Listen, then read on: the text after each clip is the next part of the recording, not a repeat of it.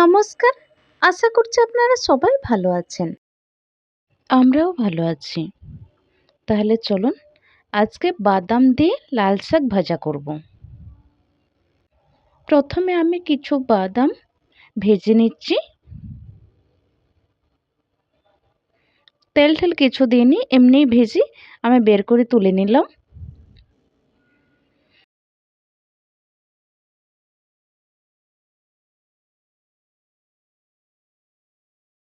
ওই কড়াইটাই ধুয়ে পরিষ্কার করে নিই। তাতে দিলাম 3 চামচ মতন তেল। ফোড়নের জন্য সর্ষে, একটা শুকনো লঙ্কা,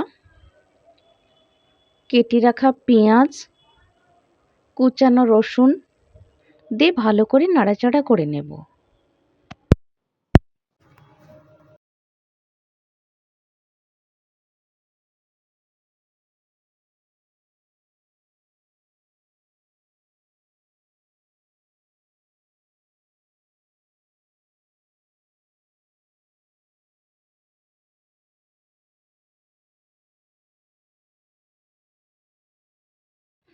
পেঁয়াজ আর রসুন যখন ভাজা ভাজা হয়ে যাবে, গোল্ডেন ব্রাউন কালার হয়ে যাবে, তখন শাকটা আমি দিয়ে দেব।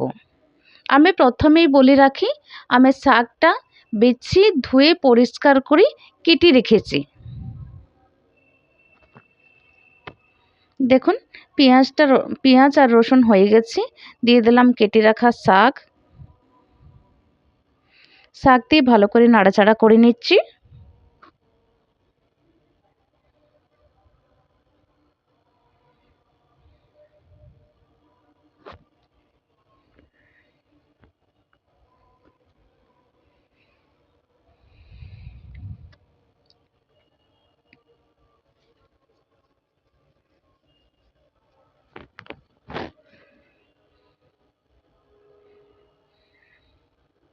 এবার ঢাকা দিয়ে সিদ্ধ হতে দেব।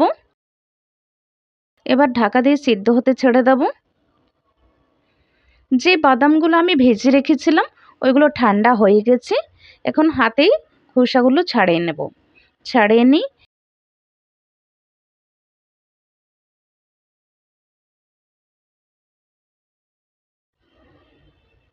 আবার শাকটার ঢাকনা খুলে ভালো করে নাড়াচাড়া করে নিলাম।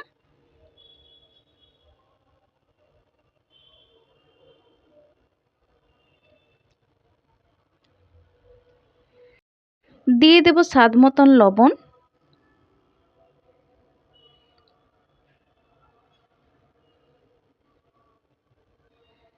লবণ দিয়ে আমি আবার ভালো করে নাড়াচাড়া করে নিচ্ছি, যাতে ভালো করে লবণটা মিশে যায়।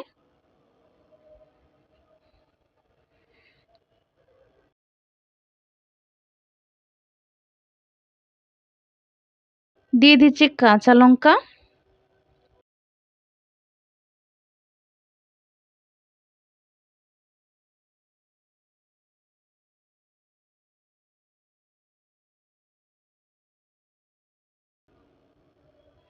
লঙ্কাটা দিয়ে আমি ভালো করে নাড়াচাড়া করে নিলাম।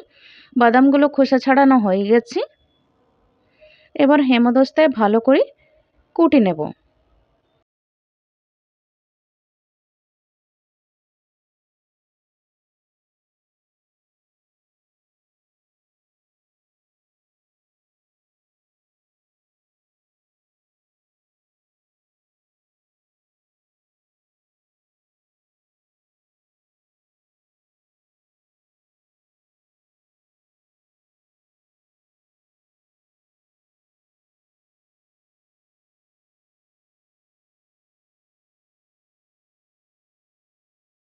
তারপরে আমি শাকটাকে ভালো করে নাড়াচাড়া করে নিলাম, আর ঢাকা দিচ্ছি না, কেন কি জল বেরিয়ে গেছে।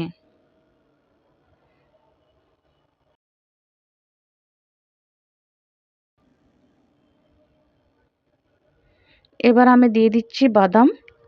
বাদাম দিয়ে ভালো করে নাড়িয়ে নেব, যাতে বাদামটা শাকের সাথে মিশে যায় সুন্দর করে।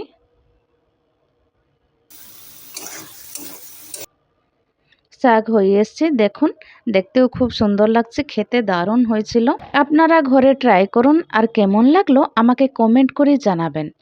আজকে বাদাম দিয়ে লাল শাকের রেসিপিটা যদি আপনাদের ভালো লেগে থাকে তাহলে একটা লাইক, শেয়ার আর সাবস্ক্রাইব করতে ভুলবেন না। আজকের জন্য টাটা, আবার দেখা হবে নেক্সট ভিডিওতে।